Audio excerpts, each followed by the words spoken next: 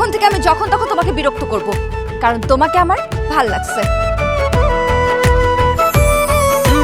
তুই চাষে যদি রাত হয়ে যাবে ভোর, সূর্যটাকে এক নিমিষে করে দেব তোর। কি হলো, এখানে দাঁড়ায় থাকবা নাকি যাবা? নতুন করে রাঙিয়ে নেব একেবারে, চেয়ে দেখে না, কাছে টেনেই দেখে না, এই মন কতটা। তুমি একটা প্রতারক। প্রতিটা ছেলের মাঝে এক একটা প্রতারক বসবাস করে।